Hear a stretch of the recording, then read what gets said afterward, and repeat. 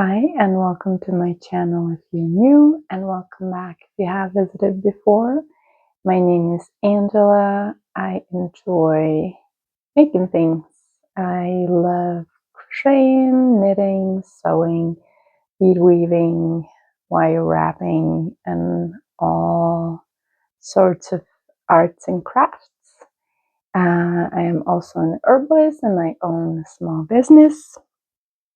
And here on my channel, called What's on My Needles, I like to share all about my craftsy adventures.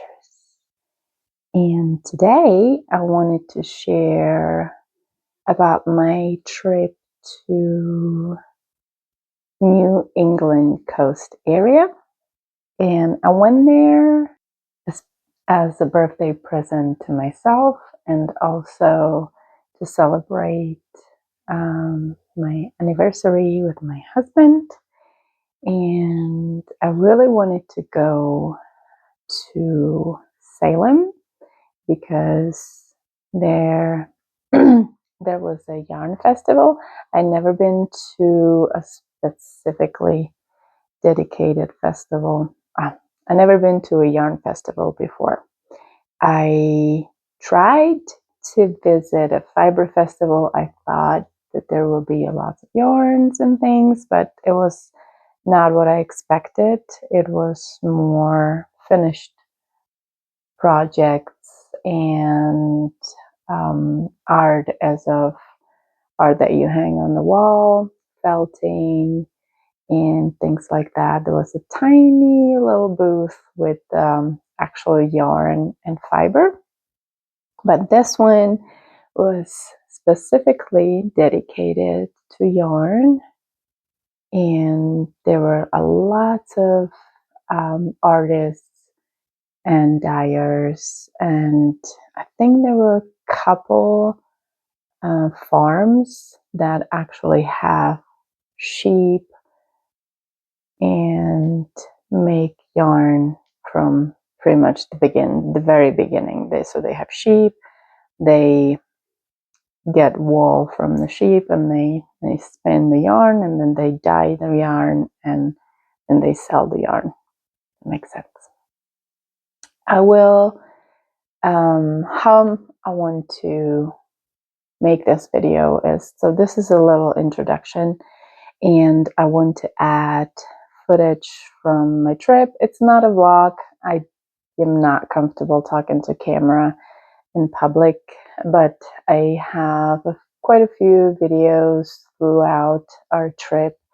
And so we landed in Boston, Massachusetts. We spent a few hours there, and then we drove to Hampton, New Hampshire, where we stayed. This gorgeous hotel that has existed for, I think it was since the 1600s. I'm not sure. I will do a little bit of research and then I will add it to the video. And then we spent the entire day in Salem on Saturday, and then Sunday and Monday we kind of drove around New Hampshire and we visited Maine. So I will add all the videos now, and I will talk to you later after the video, and I will show you what I bought at the festival. I will always tell you what I would change for next time, because I was so looking forward to my first visit to a yarn festival, and I got crazy overwhelmed. I don't think I have enjoyed it as much as I could have. And yeah, and then I will tell you about the projects that I took with me and how far I have gotten. So I'll see you after the video.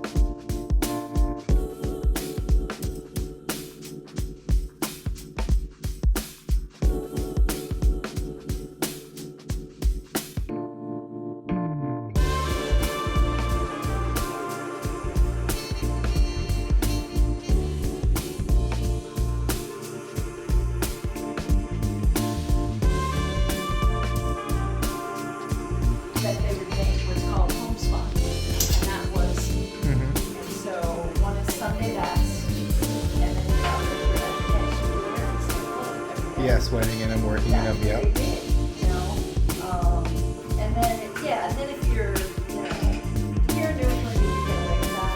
You're in South Carolina. I've also lived there. Yeah. I grew up in Keene. Okay. Yeah. Then you probably need more like 3 shirts. I remember I was the worst living in the South. I did not like it. Neither did I. I was stationed at Fort Jackson at the time. Yeah. And I was like, this is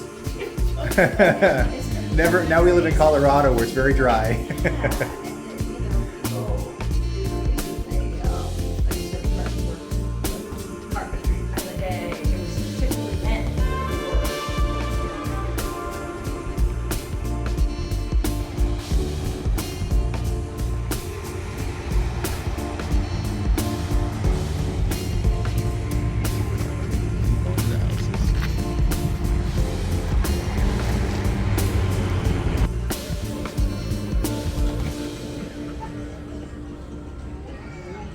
Okay, so this is the festival that I have visited in Salem. It was a 2-day festival. You could have bought the tickets for the early in the day slots, and then I think from 3 to 6 it was free, and that's when I have visited. So there was a little bit of a line, as you saw in the video, but it wasn't too bad, and it was moving pretty fast. So it was pretty much on walk in, walk out basis at that point. And here is the list of the vendors. I have really, really liked about 3 or 4 booths. So I really liked the Stone Cellar Dye Works, and all these dyers have online shops. I have had in my hands a yarn that I ended up not buying because I wasn't sure about the dye lot. One of the skeins just looked off, and I didn't realize, as I said, I was rushing and I felt really overwhelmed. And one of the skeins just looked a little bit off, but I didn't realize that it wasn't 25 grams of lace weight, which you would normally get online. It was actually 50 gram skeins, which meant that I didn't need 4. I only needed 2. So I could have actually buy it, and I chickened out and I just ran away from the booth. So that was a little bit embarrassing. But then I looked online on their website, and that particular color is not available. Actually, all the dyers that I really liked and enjoyed at the festival are either about to do their shop update, or I'm not sure why all the colors are not available online. Maybe they have other festivals, and I understand, as I do festivals too, it's or in-person markets, it's hard to keep up with your market stock and keep your website updated at the same time. But yeah, so that's one of the dyers that I really, really enjoyed. And then another one is the East Coast Yarn Company. And let me show you her details. Let's see. And she was incredibly sweet. She was really nice and helpful. And I did get, sorry about them crinkling, and I got this mini set. And as I was all kinds of frazzled, I was telling her that it's hard for me to pick colors that can kind of go together. She offered to do that for me. She had lots of other colors available, but I did really like this color combination that she already had put together, so I just bought this. This is 75% superwash merino, 25% nylon. It is 20-gram mini skeins for the total of 120 grams, and it is a fingering weight. She also had this. She also had this available in DK weight. And her website is also really nice. Okay. And then the next one that I really liked was the Dying Wishes. Let me see which side can I just show you, which is really smart. So this is the Dying Wishes. Also, she had just gorgeous yarns, but not many of them are available on her website. I guess she's also updating her shop. She also mentioned in one of her Instagram posts that she had a wrist or a hand injury, so she's having a little bit of a harder time dyeing right now, dyeing yarn. But her name, I believe, was Sarah. She was incredibly sweet, and she, for me, when I finally stepped into her booth, because it was busy most of the time, she was a little bit of a beacon of calm for me in that moment. She was so calm and sweet that I felt like I took a deep breath and finally relaxed a bit. So as I said, we got there a little late, so I was kind of rushing. I wanted to take a video for my YouTube channel, and then I got overwhelmed with the fact that I wanted to buy a yarn, but choosing was kind of hard, and I wanted for my purchases to be a little bit more meaningful than, oh, what a pretty color. And yeah, there were only 2 booths that I have, that I think that I have seen that had actually a farm. So they were doing their yarn from the beginning to the end, which is important to me. Welfare, animal welfare is important to me, but either of those booths, one of them was a little pricey, and the other one, the yarn was a little more rustic than what I like, so I didn't purchase anything from them. But I did a few purchases. So this is what I bought from Sarah in Dying Wishes Yarn Company. So I bought 2 these skeins. This is the color Bouquet, and yeah, I think it's just gorgeous. Anyway, I had 3 in my hand, and then I put one of them back. I should have bought all 3, I think, it would be easier to find a project to do with these. And then I bought one more yarn from Toil and Trouble.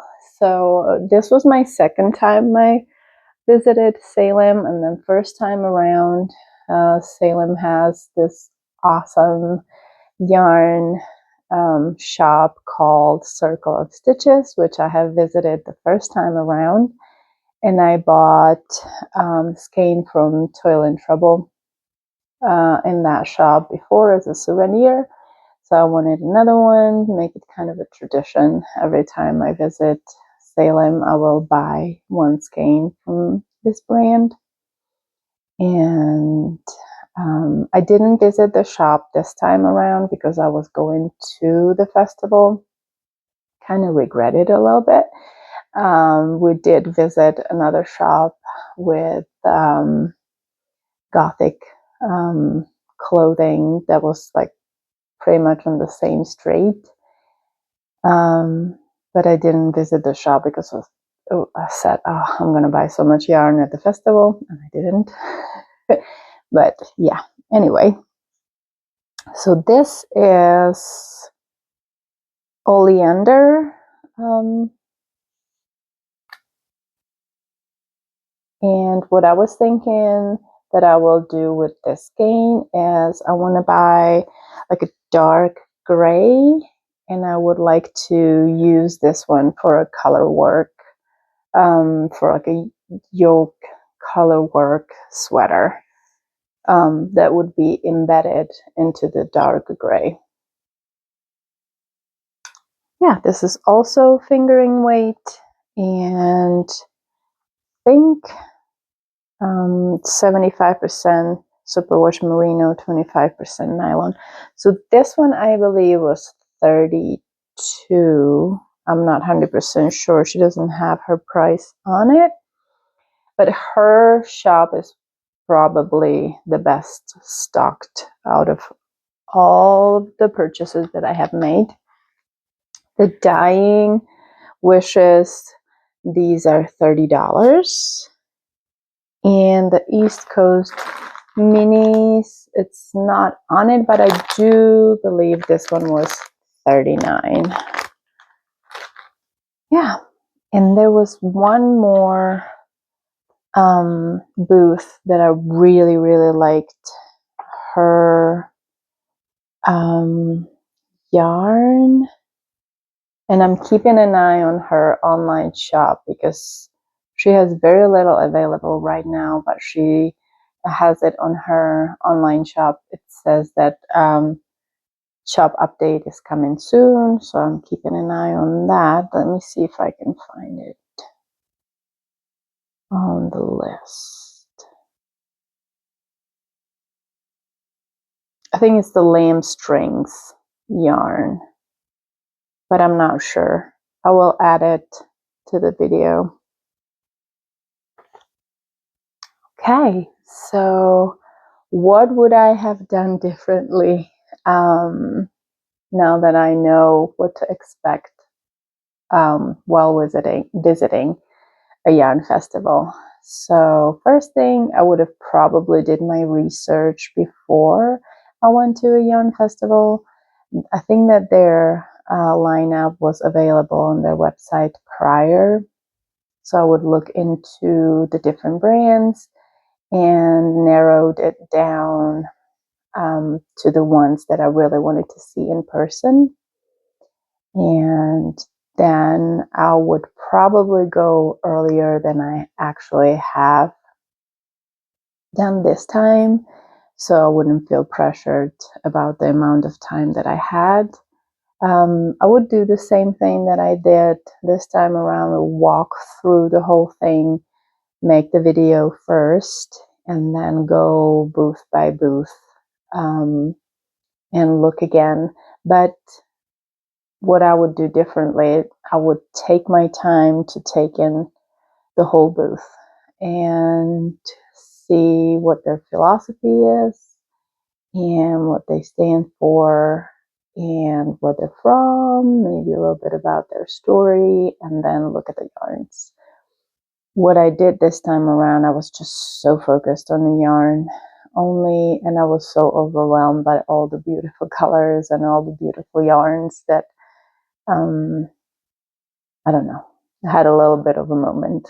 Because, but yeah, I would take it definitely slower and without rushing from one to another. Just stand there, take a deep breath, take it all in, and if you don't find what you're looking for, or if nothing speaks to you strongly or speaks to me strongly, just move along to the next one. What I did, though, I really skipped every single booth that had little to do with knitting. So there were, I think there was one with art prints. There was one with candles. Yeah, so I didn't really stop at those booths.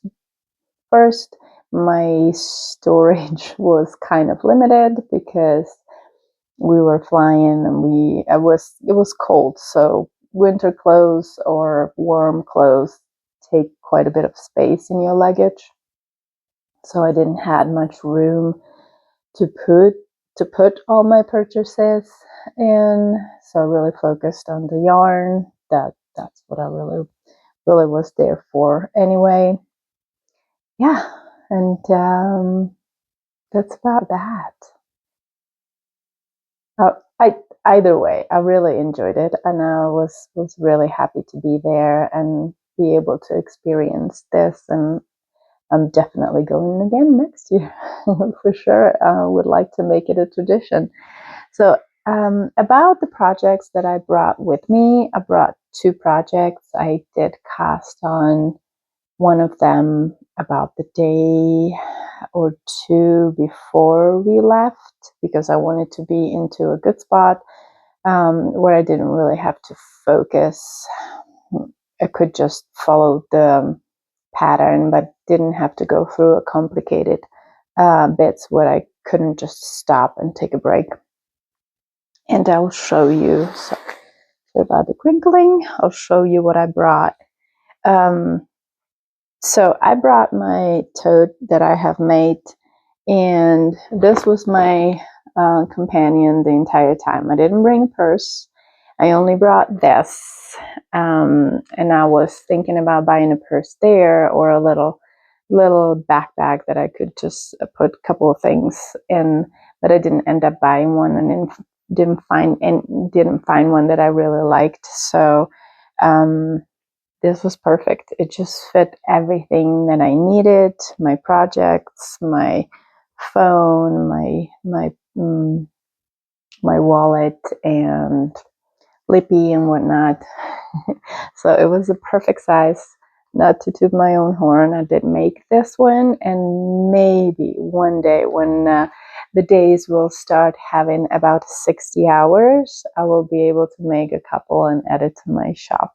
I don't know.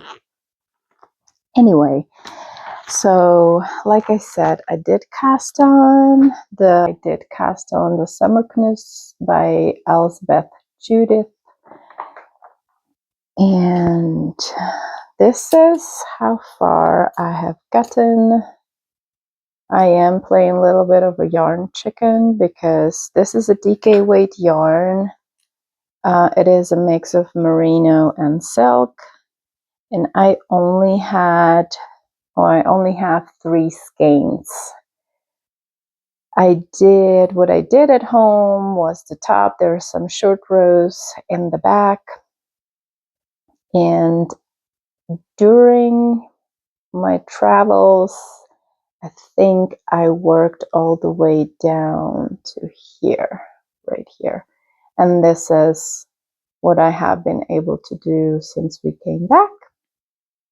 I did split for the sleeves, and I am planning on doing the short sleeves just like here, but I will do that last because I don't know how much yarn I'm going to have left and how much I can actually do.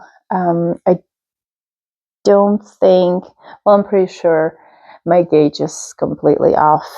I think that even my row gauge is lower than what the pattern calls for, which means that my top is shorter than it should be by now. Also, the top before I split for the sleeves is shorter, but I did try it on and it fits quite nicely. I am not sure if I am going to pick up stitches and do the ribbing up on top.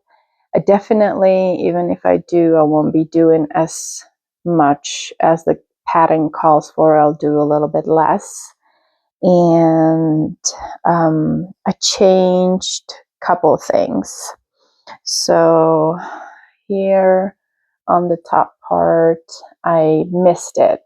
I didn't do that on purpose, but there were supposed to be 2 purl rows in between each of the different stitches, and I only did 1 purl row up here, so I did do that down here too, so it would be the same.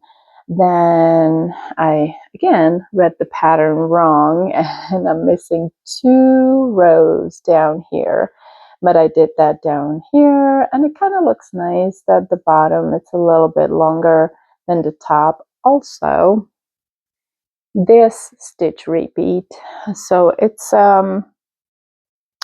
5 stitch repeat, and it's supposed to be 3 knits and 2 purls. I did not like that. Let me see if I can find a better picture. Show the pattern. So right here, so it's 3 knits, 2 purls, but I didn't like the look of it. I felt like it needed a little bit more of a movement. So what I did 4 knits and 1 purl, and then I did a cable. So I would go 2 front, 2 back, and this is what it looks like. I think it looks, I really like the look of it. I really like how it looks. And I did the same down here with just 1 extra row, top and the bottom. What the pattern doesn't tell you, I picked the size medium because I knew that my row gauge was smaller and I didn't want it to be really, really tight and small. I would normally fit into a size small, but I did medium. And after you split for the sleeves, you end up with 192 stitches for the medium. And as I said, this is a 5-stitch repeat, which 192 with 5-stitch repeats, you have 2 stitches extra. The pattern does not address that. Not that I have noticed. It might be somewhere there, but I missed it. I'm not sure. But what I did under the arm, so on the side, I just did 2 purls instead of 1 purl. If you follow the pattern petite, if you follow the pattern and you do the stitch repeat that she calls for, which is 3 knit, 2 purl, you can either do 4 knits under the arm, or you can do 3 purls under each arm, so that you would have you wouldn't end up with extra stitches that don't fit the pattern. But since I did 4 knit, 1 purl, adding just 1 purl on each side was enough for me for the pattern, to stitch pattern to continue without interruption, maybe somewhere in the middle and whatnot, or ending up with 2 extra stitches on one side instead of 1 extra stitch on each side. I hope that makes sense. Anyway, I am really enjoying this. It's quite addictive, and yeah, I can't wait to finish it. The weather is finally warming up here in Colorado.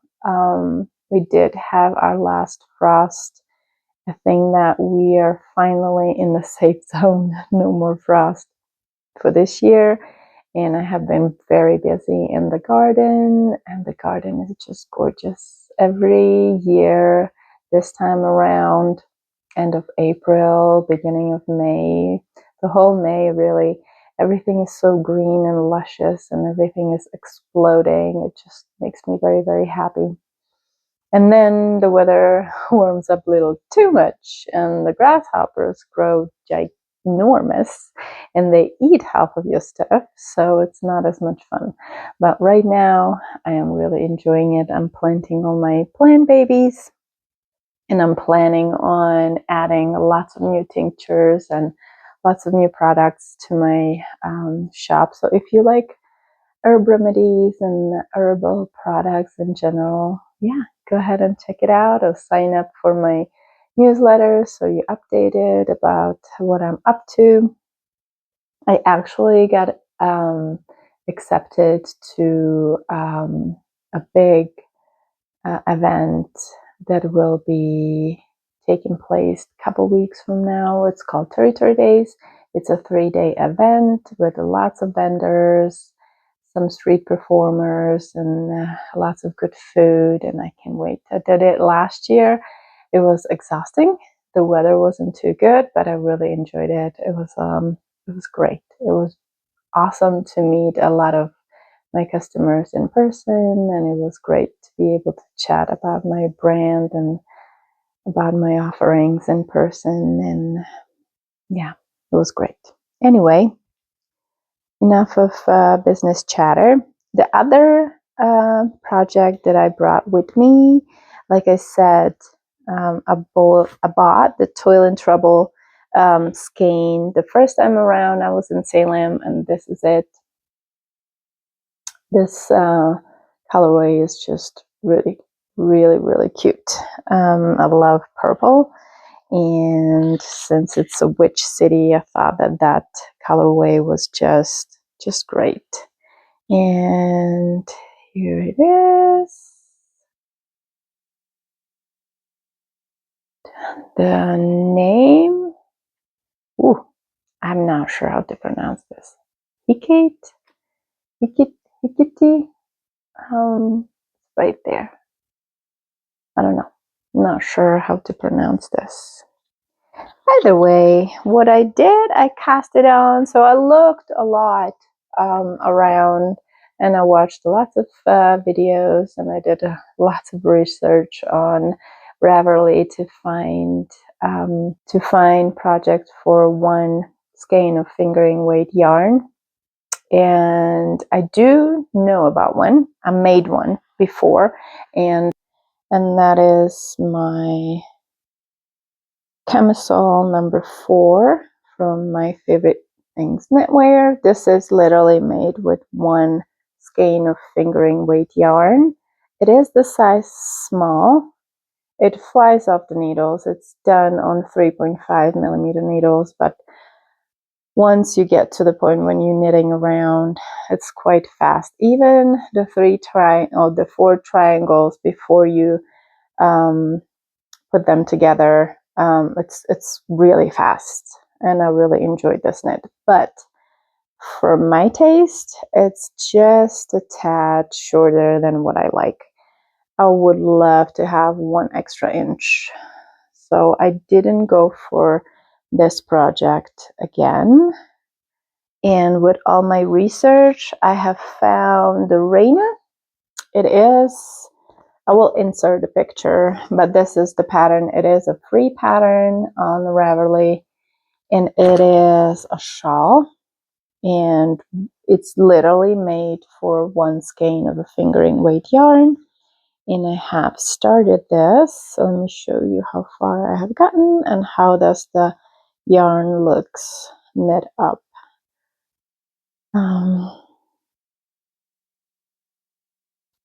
So here we go. So it is in sections of garter stitch and some yarn over rows, and the sections, as you knit, the sections get longer or higher. You know what I mean. There's more rows in each section as you go and as you add the size to this. But yeah, this is what the yarn looks like. I think it's really cute. Anyway, I think that's all that I have for you. Yeah, I can't wait to make a regular episode. I have a lot to share. I have a finished project, and I did test it how long. So I am not a monogamous knitter. I like to have multiple projects on my needles, but I did try to focus on one project only because I wanted to see how long it will take me to knit a sweater. And I did that, and I will share all about it in my next episode. So stay tuned. Thank you so much for your time, and thank you so much for watching. And until next time, I hope your life is filled with happiness. If you have any questions, please don't hesitate to ask. I would love to help you and answer any questions that you have. And it would mean the world to me if you subscribe, like, comment. It helps me a lot. Helps me a lot to be afloat and keep doing this. I enjoyed a lot, and I'm really happy to connect with like-minded people. Until next time. Bye.